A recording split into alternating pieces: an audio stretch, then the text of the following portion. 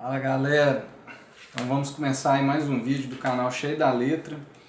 Hoje com uma resenha de livro, né? Trouxe aqui uma resenha de um livro muito bom que eu li da editora Unesp, que é esse livro aqui, ó. Histórias de Livros Perdidos, do George Van Straten. Quando eu vi anunciando esse livro numa promoção da editora da Unesp, né? Ele não estava na promoção, mas na hora que eu li a sinopse eu falei, cara, eu preciso ler esse livro. Como diz o título, né, História de Livros Perdidos, o autor, o George Van Straten, ele conta várias histórias, inclusive uma que ele mesmo presenciou, de livros de autores consagrados que se perderam para sempre, né?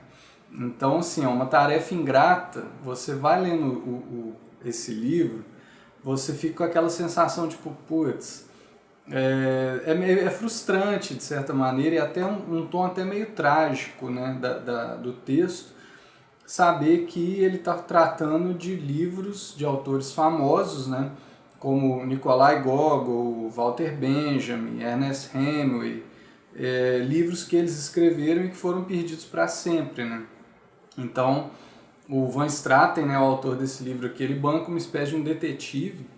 Ele começa o livro dele, assim, primeira coisa, é um livro muito bem escrito, né? Então, além do tema ser interessante, né, essa questão da busca pelos livros perdidos, o Van Straten ele tem uma escrita muito sensível e muito sagaz, né? Ele tem muito conhecimento literário, então ele relaciona alguns autores de épocas parecidas, né? No prefácio aqui, por exemplo, ele pega a ideia do tempo proustiano, né? E fica elucubrando a questão do tempo perdido, né? A questão de se um livro perdido é realmente perdido, porque ele atiça a nossa imaginação, então na verdade não se perde propriamente. Assim, já começa quando eu li o prefácio eu falei, cara, vou devorar esse livro. E tipo, é um livro que você lê em um dia, assim, porque ele é muito bom de ler e ele te prende, né? Então ele começa falando de um autor italiano que é Romano Bilenchi, acho que é assim que fala, que foi um autor que ele conheceu, né, que é um grande escritor italiano, e ele teve a honra de conhecer o Bilenchi e ele conseguiu ler um livro do Bilenchi antes que esse livro fosse destruído, né? Porque o Bilenchi faleceu, a esposa dele queria realizar o desejo do marido, né? E o marido não quis publicar o livro em vida, então ela pensou, vou destruir o livro. E o Van Straten leu esse livro antes dele ser destruído, e esse episódio fez com que ele quisesse escrever sobre outros livros que foram perdidos, né? Então ele pega as memórias do Lord Byron, né? E assim, é muito literário a maneira como ele conta sobre os livros perdidos, né? Então, ele fala desse livro de memórias do Lord Byron, que foi perdido, um livro do Ernest Hemingway, que a esposa dele guardou estava numa mala, a esposa dele ia levar para ele escrever e tal, aí quando ela estava pegando o trem, a mala foi roubada, né? Teve um que eu fiquei muito instigado, que é um autor polonês chamado Bruno Schulz, que eu não conheço, né? Não conhecia, até comprei o livro dele ali.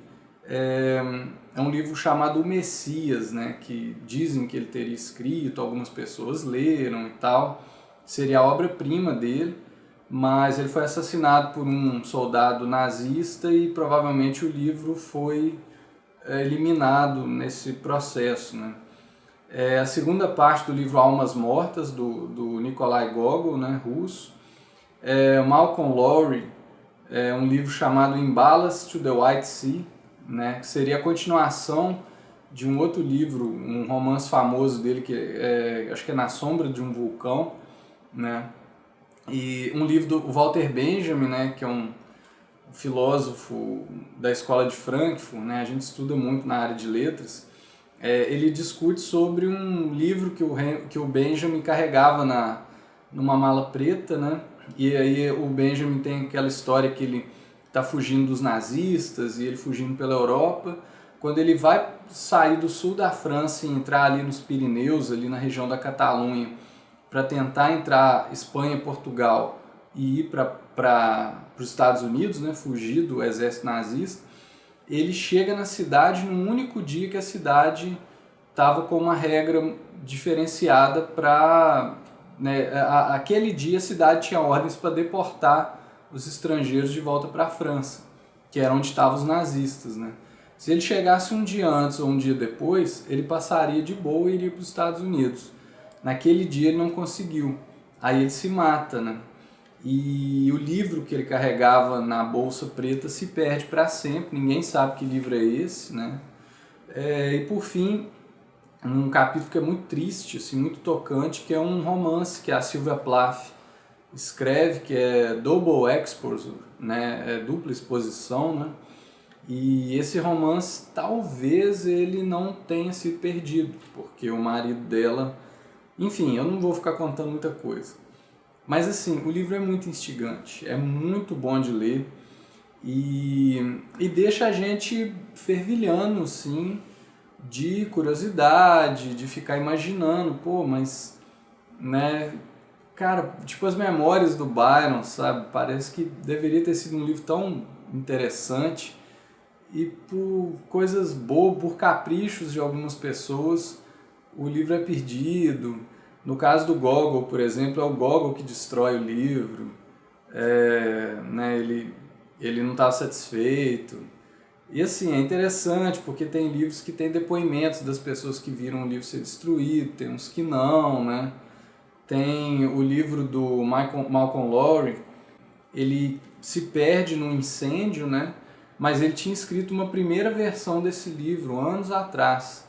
Então, né, às vezes algum leitor que conhece o Malcolm Lowry vai ler isso aqui e vai falar, pô, mas esse livro foi publicado. Mas a versão que foi publicada, né, que é o The Ballast in the White Sea, In Ballast to the White Sea, né, é um livro que a versão que foi publicada era um rascunho que foi escrito muito antes do livro que foi perdido. E o livro que foi perdido ele ficou 9 anos escrevendo e dizem que o livro tinha mais de 1000 páginas e foi queimado, né? Ele era alcoólatra e bebia muito e aí numa loucura dele lá, a casa dele pegou fogo e o livro foi embora. Ele conseguiu ainda salvar A Sombra de um Vulcão, né? Que foi um livro que ele publicou e que deixou ele famoso. Mas recomendo demais esse livro, Histórias de Livros Perdidos, que é muito interessante, assim. Esses dias um amigo meu, né, o Cris é um amigo meu lá de São Paulo, de Bragança Paulista, ele montou uma página no Instagram em que é ele viajando por vários países aí. Ele estava na Irlanda, agora ele está na Tailândia, e ele estava esses dias num parque que foi abandonado, né? E aí ele fazem turismo nesse parque, né? Cobra-se entrada e tal, mas o parque está abandonado, o parque não funciona. E aí ele falando o quanto que era interessante você visitar um parque que não funciona e ficar imaginando como que seria aquele parque funcionando. É mais ou menos a sensação que eu tive lendo esse livro, sabe? A gente pensa que fica imaginando como que seriam os livros, né? Tanto é que o von Straten fala que vários livros foram escritos de certa forma para tentar suprir a lacuna desses livros perdidos, né?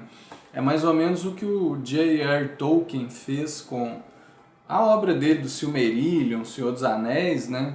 Ele meio que queria escrever vários mitos do norte da Europa que nunca, né, que você só tinha fragmentos dos textos, né? O Tolkien escreve para tentar suprir essa lacuna, né? Então é bacana isso aí porque são as lacunas que nos trazem criatividade, né? Acendem a imaginação, né? Então é isso aí, galera. Vamos nessa aí, cheio da letra.